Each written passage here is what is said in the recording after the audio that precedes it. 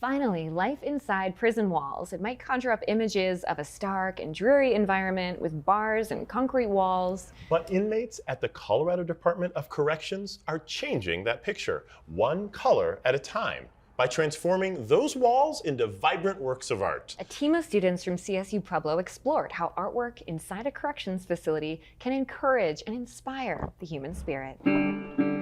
If all of our walls were painted one single color, if our homes were void of art and paintings, we would live in starkness. There's a reason we decorate. Art on our walls transforms our space. It makes home a place where we find comfort and beauty amongst the chaos. Now, apply that to corrections. Imagine not being able to see an ocean or a forest just simply because you can't get there.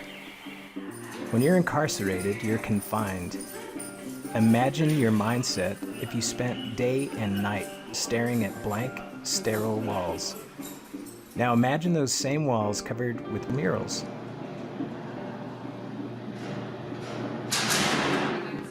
I think idleness and starkness are our enemy of the prison system. We have advanced that, unfortunately, I think, in this country of creating prisons as a place of idleness and starkness. I just think it's the wrong direction. You go in to see what you typically would find in a prison. Security, you have structure, you don't see beauty. It makes it very sterile. Murals date back to prehistoric days where large surfaces were used to depict life's events.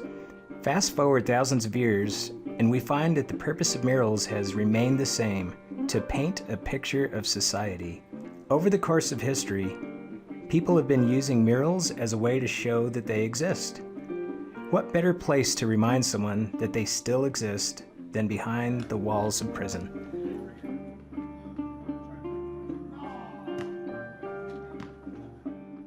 Murals aren't everything. I mean, they're not going to solve all of our problems by any stretch.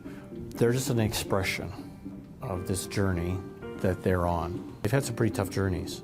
The inmate population and people behind the walls have been on a very, very rough road. That's theirs to own, but I think our part as a department is to say, you have an opportunity to change your journey, and you can express that through art, music, poetry, through other things, a way of expressing it. It's hard being away from family, but it's a path that I have to take right now, and I'm going to live the best I can. Every class of individual that comes through and sees your murals, you have to bring a sense of peace, a sense of happiness, a sense of beauty. We all have that artistic bond, I believe, somehow, in some way, that it helps the person get a little bit more cohesive with their self. I'm not a psychologist or anything like that, so, I would hope that it has an effect, though. I believe in redemption for broken people and for broken circumstances. Most of us have had those moments in our life. Most of us don't go to prison over them, but go through, live long enough, and you'll have some things broken in your life.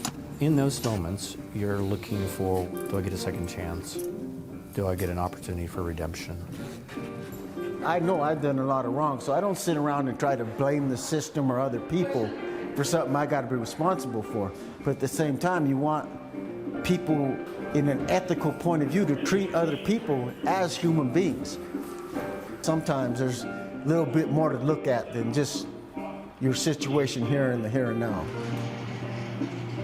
I don't want to be here. No one wants to be in prison, but this is a place for me to just leave every once in a while. That's a really good impact. It opens my mind, it opens my heart.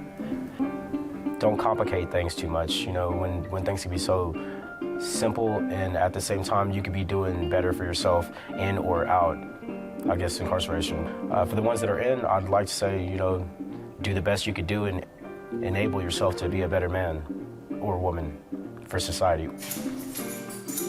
Some of the murals I've seen in the facilities, I'm like, that's probably not the one I would have done, but it doesn't have to be the one that I would have done. It has to be the one that's created out of their space. I go to the library and look at different books, and visually it helps because I don't get much stimulation. I'll take ideas that I see and I'll try to combine them, but turn them into the way I want to. Most people think in words. For me, I think in images associated with those words. What is the imagery? How do I compile that into an image that defines those words? Beauty is in the eye of the beholder, yes. How do you make something that's going to be beautiful to everyone? It becomes like a puzzle. Some things may not be beautiful to one or another, but you have to find that balance. Psychologically, you know, not physically, because I'm stuck in a prison, I tend to relate a lot easier. It gives me a purpose and self-worth. Wasn't always proud of the guy I seen in the mirror. In fact, I was embarrassed about him. But through this process, I can look in the mirror now and say, you know, I can make a contribution. There has to be something for people to get up for in the morning. That's the key. There has to be a reason why you get up this morning. And art's a way of expressing the world we live in, the dilemmas we have, the troubles we have. What is art but to be shared with others and to bring meaning to life? Hear a really good song, see a really good theater practice, and there's something where it takes you in a place and it changes you. I just think behind the walls, by removing that, we've removed one of the most humanizing expressions. And I want people behind the walls to have a life.